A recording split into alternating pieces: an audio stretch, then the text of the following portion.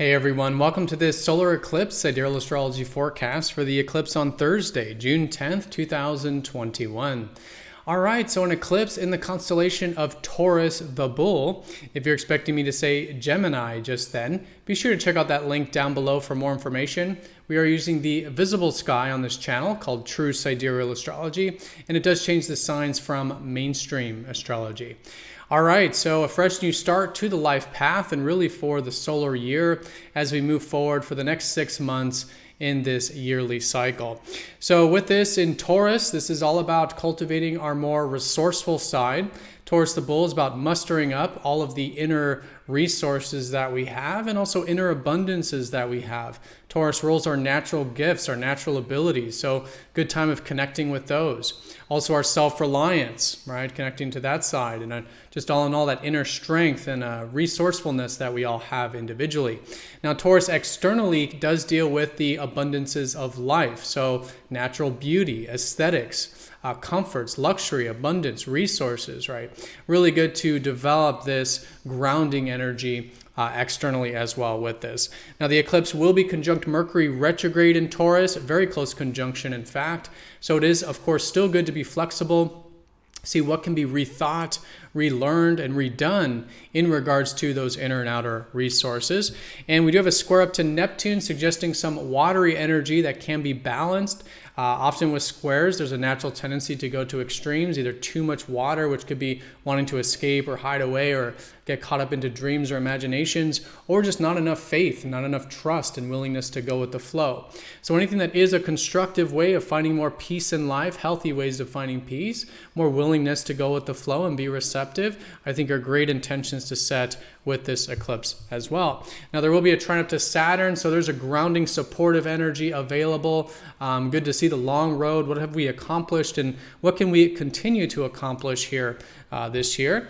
And all of this is tied together with Venus, the ruler of Taurus in Gemini, suggesting that it's great to learn things, gain information, knowledge, maybe even share information, get into that mental and communicative element of ourselves in which we can be cultivating some of this resourcefulness. All right, so let's go and take a look at all of this here in more detail when we return.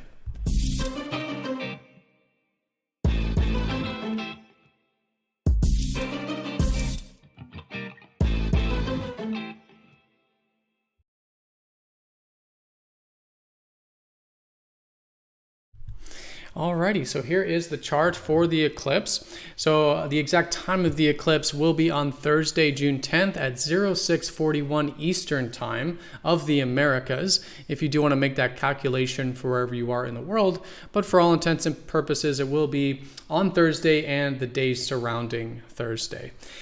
And as you can see here, we are using the visible sky, the uneven size of the constellations as you would see them visibly. And so the signs are very different from mainstream astrology, all forms of mainstream, even mainstream sidereal such as Vedic, which all use an even 30 degrees for the signs. So if you are new to this channel, definitely check out the link down below. But essentially we are using the sky as you would see it. And if you were to look at the eclipse, you would see it very well placed in the constellation of Taurus. All right, so let's go ahead and first talk about what an eclipse is. So an eclipse is anytime we have a new or full moon, but in this case, a solar eclipse is a new moon type of energy. And in this case, conjunct the north node. It's always conjunct one of the nodes, but in this case, it's the north node. And the north node suggests the new life path.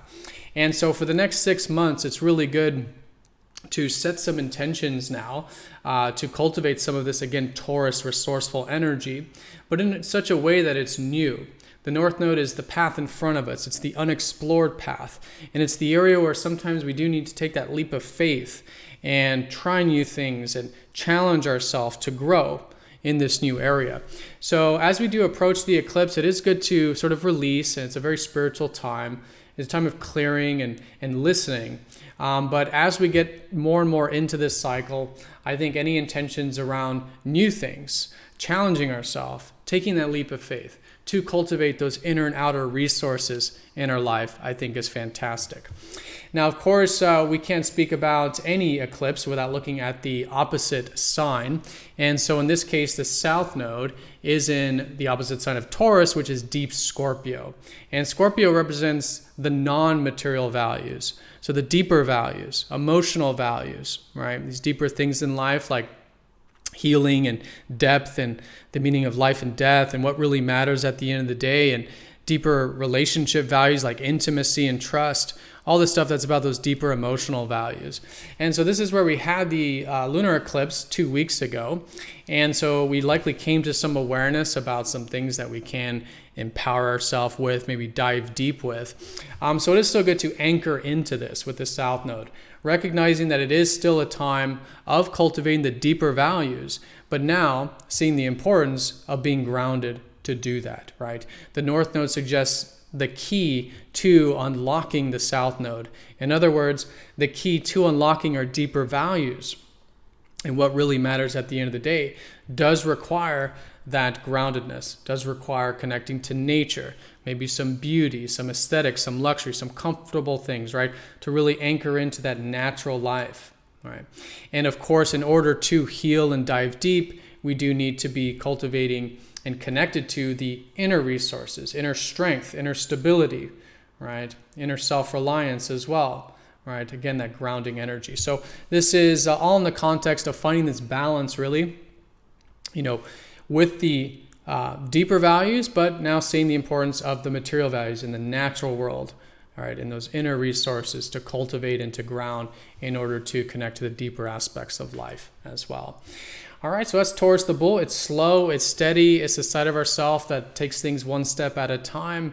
It's all about stopping to smell the roses and being resourceful, both internally and externally. Now, this solar eclipse will be in a very close conjunction with Mercury Retrograde. And this is all about flexibility. This is all about trying new things. And so with this, again, it's good to listen and still see what is changing, because during the retrograde, things often change. And so this is what makes it a good time of experimenting, essentially. What are some things, again, to try that are different, maybe outside that comfort zone a little bit, that involves this cultivation of our resources? Maybe some things that need to be rethought, looked at from different perspectives, or maybe even quite literally redone. So it's often said Mercury retrograde is a time of not doing things, but it's actually the opposite.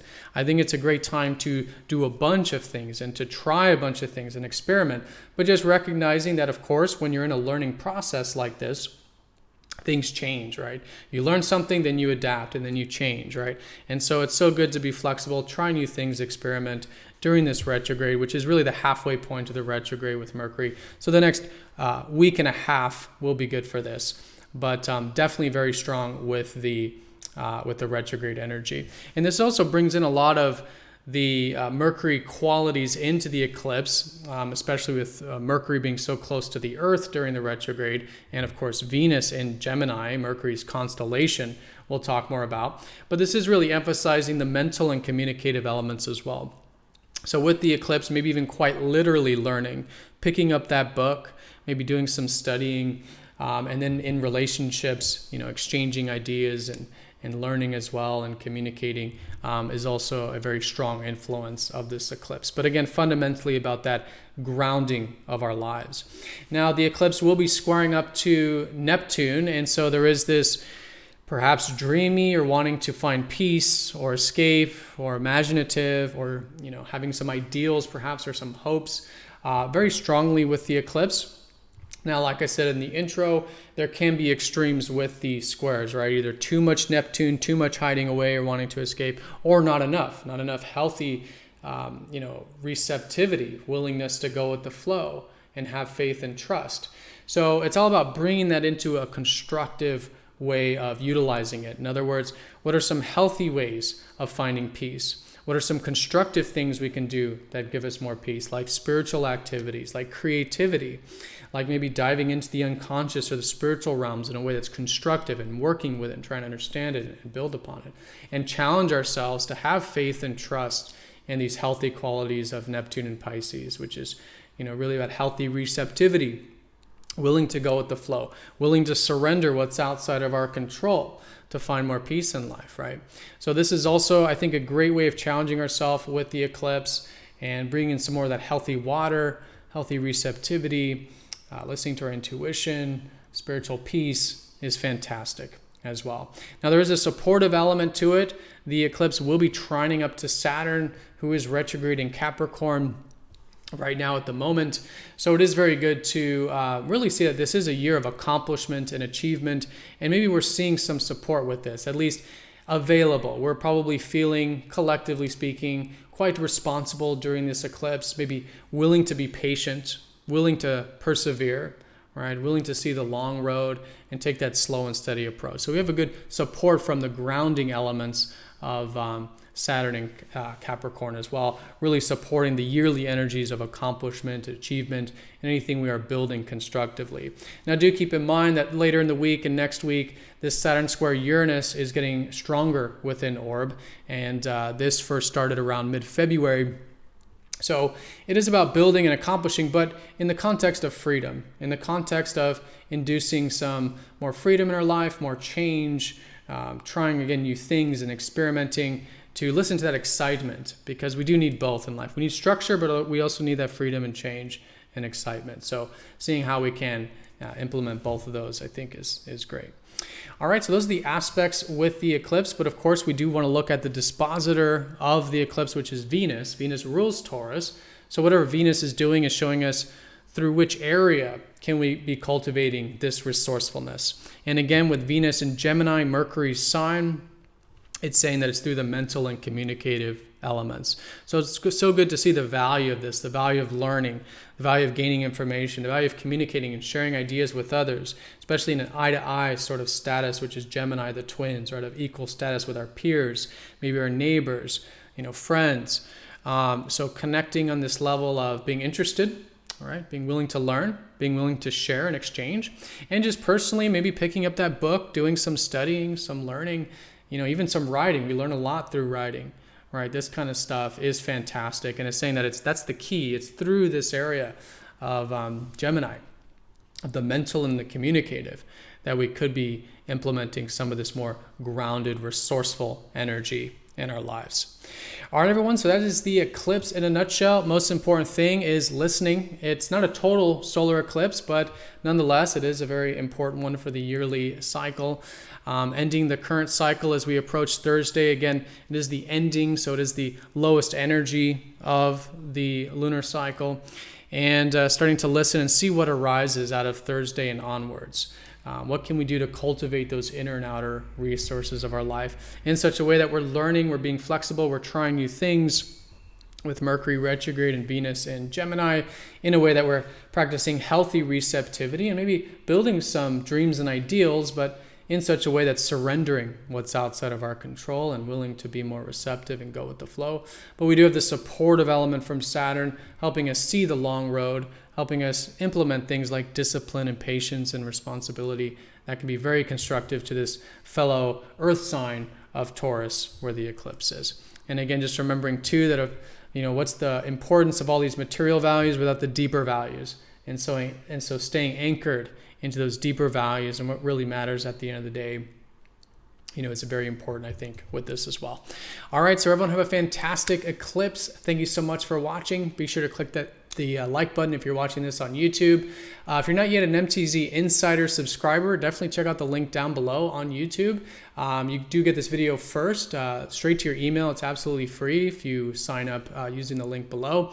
But yeah, have a great one, everyone. Thank you again, and I'll see you all next time for the next astrology forecast. Take care.